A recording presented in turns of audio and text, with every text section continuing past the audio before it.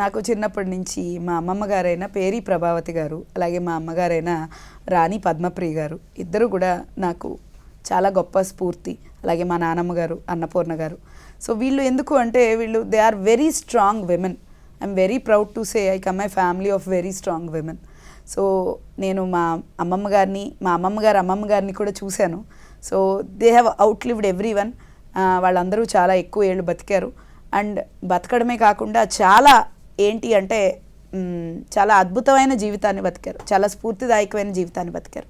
So వాళ్ళందరూ కూడా సమాజానికి ఎంతో తోడ్పాటునిచ్చేవారు. చదవడమే కాకుండా వాళ్ళు అప్పట్లోనే వాళ్ళు 10th క్లాస్ ఇంటర్మీడియట్ పూర్తి చేయడమే కాకుండా లాంగ్ బ్యాక్ సో వాళ్ళు చాలా ఎక్కువ మందికి ట్యూషన్స్ చెప్పేవారు. వాళ్ళకి పెద్ద బాలశిక్ష చదివించేవారు. ఐ స్టిల్ రిమెంబర్ మా అమ్మమ్మ గారు నాకు చిన్నప్పుడు పెద్ద బాలశిక్ష బుక్ ఇచ్చి చదివించేవారు. దాంట్లో అన్నీ కంఠస్థ పట్టించేవారు. సో అప్పుడు నాకు అర్థాలు తెలియకపోయినా ఆవిడ నాకు అర్థమయ్యేటట్టు చాలా చక్కగా మంచి పిల్లలకు అర్థమయ్యే రీతిలో వివరించేవారు. సో అలాంటి స్ట్రాంగ్ విమెన్ చేతుల మీదుగా నేను పెరిగాను కాబట్టి ఐ స్ట్రాంగ్లీ బిలీవ్ వాళ్ళే నా స్ఫూర్తిదాతలు.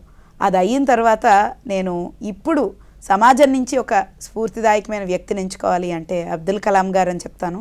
అండ్ తర్వాత ద్రౌపది ముర్ము గారని చెప్తాను. ఇద్దరు జీవితాలు కూడా ఎంతో స్ఫూర్తిదాయకమైన జీవితాలు.